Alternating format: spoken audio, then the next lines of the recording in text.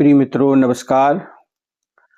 आज के सत्संग में हम संत दीनदयाल जी का एक पद ले रहे हैं, जिसमें उन्होंने कहा कि संसार में हम उलझे नहीं, बल्कि परमात्मा के ध्यान सुमरन में अपने चित्त को लगाएं, मन को लगाएं, ताकि हमारे जीवन का कल्याण हो सके।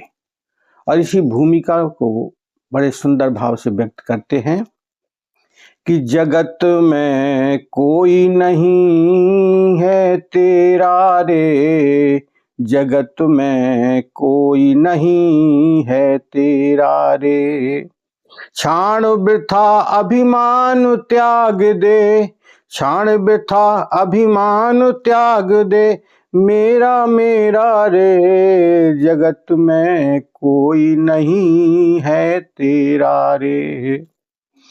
काल करम बस जग सराय बिचु कीना डेरा रे, इस सराय में सभी मुसाफिर रेन बसेरा रे, जगत में कोई नहीं है तेरा रे। क्षण वृथा अभिमान त्याग दे, मेरा मेरा रे, जगत में कोई नहीं है तेरा रे। जिस तन को तू सदा संवारे सांझ सवेरा रे, जिस तन को तू सदा संवारे सांझ सवेरा रे, एक दिन मरघट पड़े भस्म का होकर ढेरा रे, जगत में कोई नहीं है तेरा रे, जगत में कोई नहीं है तेरा रे। माता पिता भ्राता सुत बांधव नारी चेरा रे, मात पिता भ्राता सुत बांधव नारी चेरा रे, अंत न होए सहाय काल जब देवे घेरा रे, जगत में कोई नहीं है तेरा रे। क्षण वृथा अभिमान त्याग दे, मेरा मेरा रे, जगत में कोई नहीं है तेरा रे। जग का सारा भोग सदा कानन दुख केरा रे, जग का सारा दुख सहाय, जग का सारा भोग सदा कारण दुख घेरा रे। भज मन हरि का नाम सुमर पार हो भव जल बेरा रे, जगत में कोई नहीं है तेरा रे। दीन दयाल भक्त बत्सल हरि मालिक तेरा रे, दीन दयाल भक्त बत्सल हरि मालिक तेरा रे, दीन होए उनके चरणों में कर ले डेरा रे, जगत में कोई नहीं है तेरा रे। क्षण वृथा अभिमान छोड़ दे, मेरा मेरा रे, जगत में कोई नहीं है तेरा रे।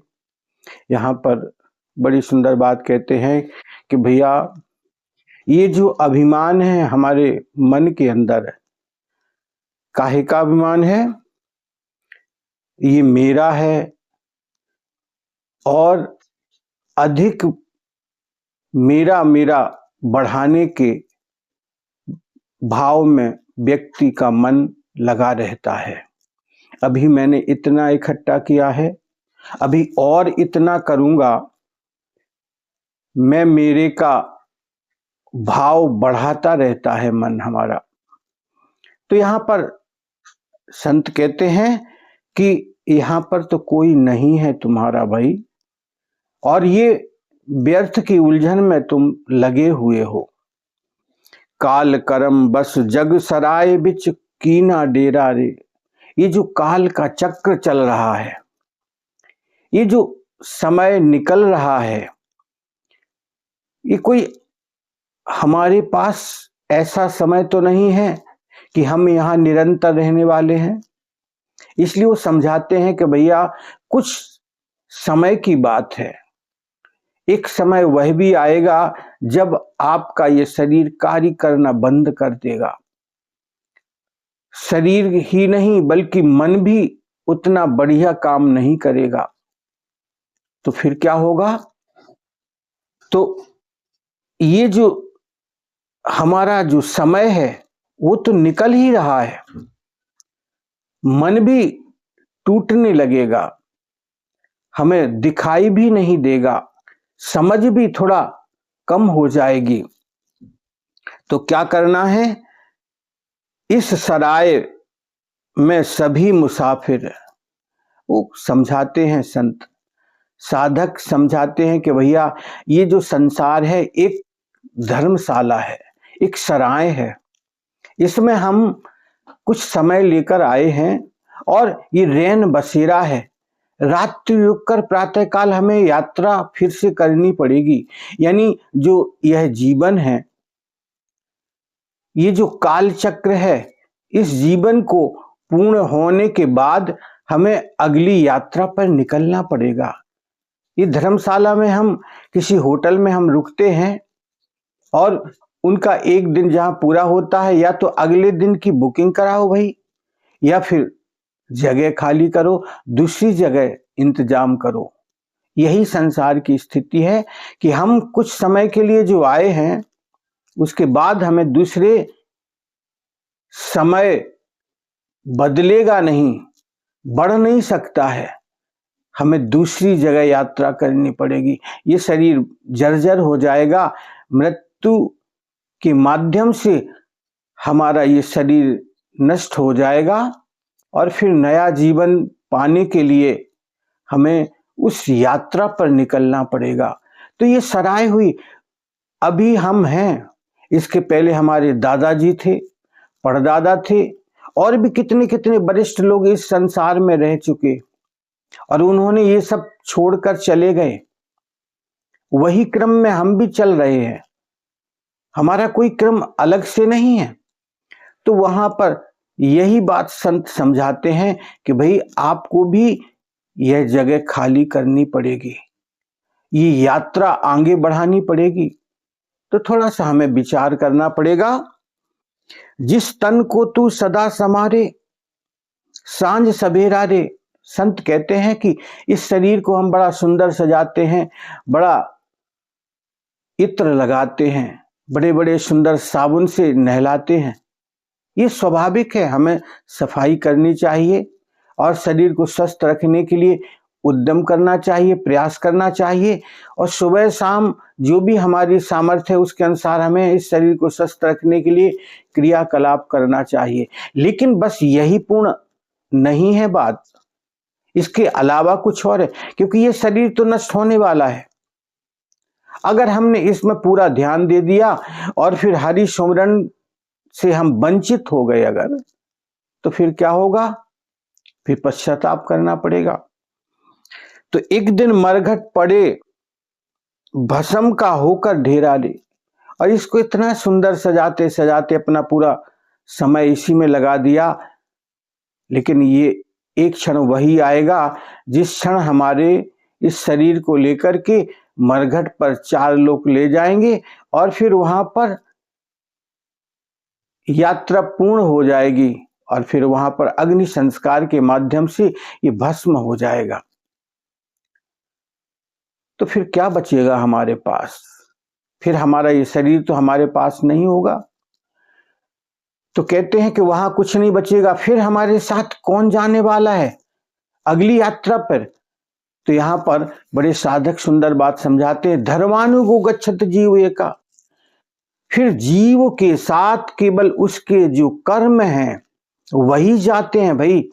इसलिए अपने कर्मों को हमें पावन बनाते रहना चाहिए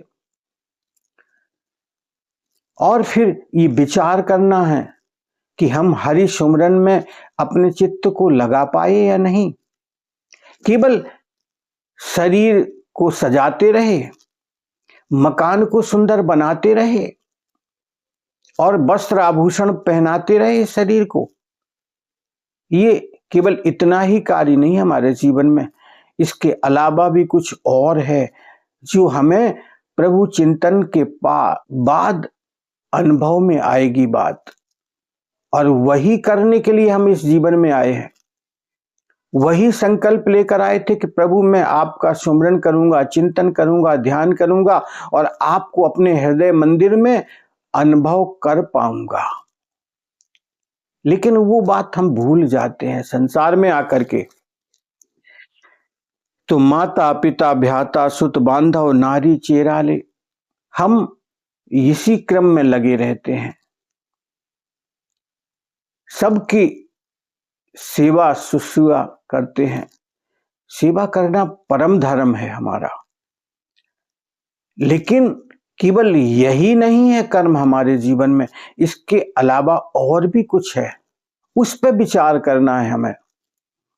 माता पिता सदगुरु संत साधक परिवार सबकी सेवा करें हम, लेकिन इसके अलावा कुछ और भी तो है जीवन में, जिस अनुभव को हम प्राप्त करें और वही हमारे जीवन का सार्थक भाव कहा जाएगा।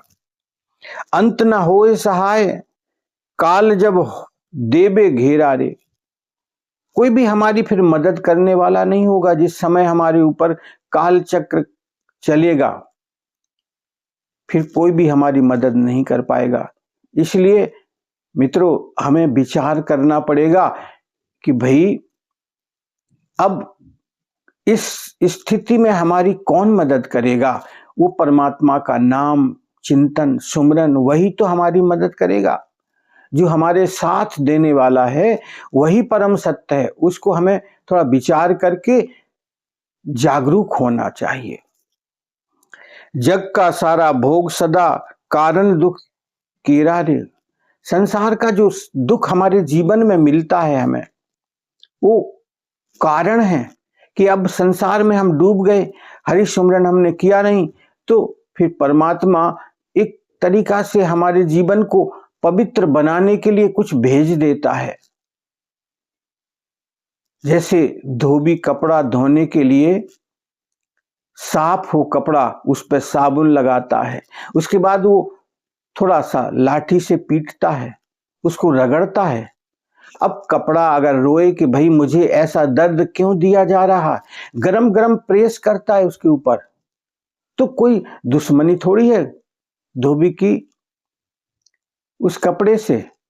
वो तो उसको पावन बनाने के लिए, पवित्र बनाने, पहनने लायक तैयार हो जाए, इसलिए ये सब क्रियाएं करता है। वही परमात्मा भी करता है कि हमारे जीवन में अच्छे कर्म हमारे माध्यम से प्रकट हों, हमारे माध्यम से अच्छे शुभ कार्य हों, हमारा जीवन आनंदमय हो। उसके लिए थोड़ा सा परमात्मा हमें जो भी भेजता है वो हमें दुखदाई नहीं होना चाहिए, उसे हमें स्वीकृति देनी चाहिए कि हो सकता मेरे द्वारा अपकर्म हुआ है, तो अब ये जो दुख आया है, ये जो परिस्थितियां आई हैं, इसके माध्यम से मैं जागृत हो जाऊंगा। ऐसा विचार करें हम। भज मन हरि का नाम पार हो भव जल वेराले, इसलिए संत कहते हैं कि भैया अब तो हरि का नाम सुमरन करो ताकि भव सागर से तुम पार चले जाओ। इस संसार सागर में जो डूब रहे हो, जो तुम्हारी नाव डूब रही है, इसको पार करने के लिए प्रभु का नाम पतवार बन जाए, हरि का नाम ही हमारा एक मल्लाह बन जाए जो हमें इस संसार से पार कर पाए। और ऐसा तभी हो सकता है जब जगत में हम विचार करेंगे कि इस संसार में मेरा सिर्फ परमात्मा के सिवा और कोई नहीं है जो मेरी ठीक ठीक मदद कर सके। क्योंकि संसार के जितने भी नाते हैं, रिश्ते हैं, संबंधी हैं, वो सब कोई ना कोई कारण लेकर हमारे साथ जुड़ा हुआ है। निस्वार्थ भाव से बहुत कम लोग, बिरले हैं जो परम सत्य को जान लिया, जिन्होंने ऐसे साधक ही हमारा कल्याण करने की बात कर सकते हैं।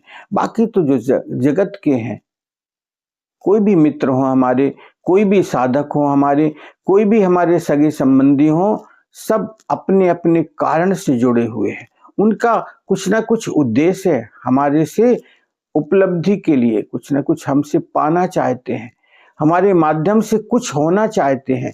इसलिए थोड़ा सा अपने विवेक को जागृत करना पड़ेगा। संत कहते दीन दयाल भक्त वत्सल हरि मालिक तेरा रे। संत कहते हैं कि भैया केवल वो जो दीनों का पालन करने वाला दीन दयाल है, दीनों का रक्षक है, वह पालन करने वाला परमात्मा ही तुम्हारा शुभ चिंतक है। और वो कैसा है? भक्त वत्सल, जिसके हृदय में हमारे लिए इतना प्रेम है, अथाह प्रेम है, और वही हमारा हित चाहता है। और उसी भाव में हम डूबें, उसी के प्रेम में हम डूब जाएं। वो हरि मालिक है हमारा, वो जो परमात्मा। जो कोई व्यक्ति हरि का सुमिरन करता है, हरि एव हरति स पापा, कहते हैं कि जो व्यक्ति हरि का नाम सुमिरन करता है उसके पापों का अपहरण हो जाता है, वो एक शुभ कार्य में लग जाता है।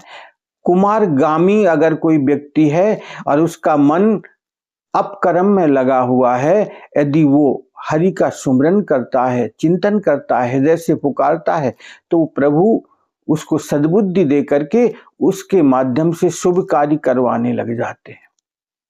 यही तो सत्य है। तो होए दीन होए उनके चरणों में कर ले डेरा रे। संत कहते हैं कि भैया तुम उनको समर्पित हो जाओ, प्रभु को समर्पित हो जाओ, जो हमारे भक्त वत्सल हैं। प्रभु कैसे हैं? दीन दयाल हैं, और उनकी कृपा अनुग्रह निरंतर बरस रहा है हम सबके ऊपर।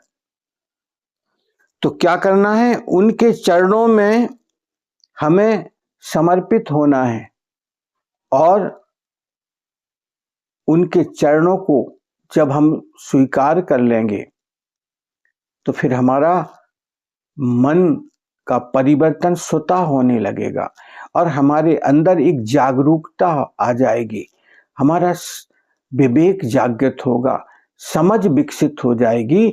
तो फिर हमारा जीवन आनंद की तरफ बढ़ने लगेगा, और फिर वही रक्षक परमात्मा हमारा हो जाएगा। इसीलिए तो संत कहते हैं कि जगत में कोई नहीं है तेरा रे, क्षण वृथा अभिमान त्याग दे मेरा मेरा रे। इस संसार में जो मेरा मेरा करता जी रहा है भाई, इसको छोड़ करके बस उस हरि का सुमिरन करो, जिसने इस संसार की रचना की। उस परमात्मा के जब चिंतन में लग जाएगा हमारा मन, तो फिर हमारा कल्याण हो जाएगा, और ये अज्ञान हमारे जीवन से मिट जाएगा।